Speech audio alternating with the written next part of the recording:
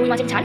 আর এইদিকে এই যে তেলের গোটা বলে তো এই, আর এই যে তেল অনেকটাই বের হয়েছিল, সকালে খাওয়া হয়ে গেছে, আর একটু তেল বেঁচে আছে। আর এই দেখো থোর, এই যে থোর অল্প ছিল ভাজা করেছি। আর এইটা হচ্ছে উচ্ছে দিয়ে মাছের ডিম দিয়ে একটা চচ্চড়ি করেছি, তো খাওয়া হয়ে গেছে সকালে।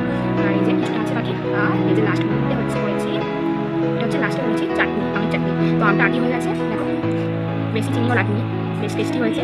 তো আমার ভিডিওটি কেমন লাগলো বন্ধুরা কমেন্ট করে জানিও। টাটা। আর ভাত তো করাই আছে, আমার রান্না হয়ে গেছে। আর এই রান্নাঘরে কী একটা পরিস্থিতি হয়ে আছে, এগুলোকে আমার এখন পরিষ্কার করতে হবে।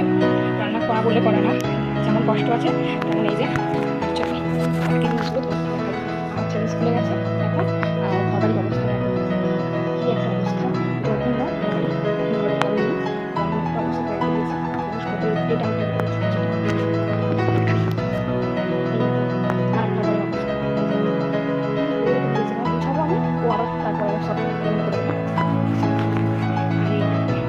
ঘরের অবস্থা, এই ঘরের অবস্থা, এগুলো সব এক জায়গায় জড়ো করে রেখে দিয়েছে খেলাগুলো।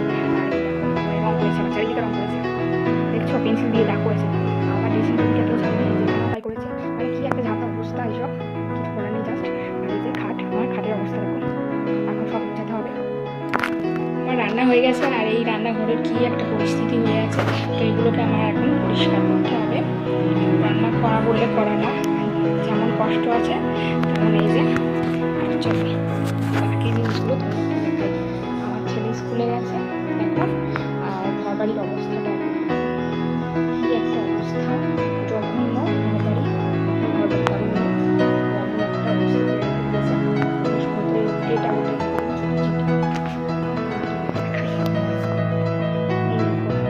আর একটা ঘরের অবস্থা দিয়েছে, মানে বুঝাবো আমি, ও আবার তারপরে সব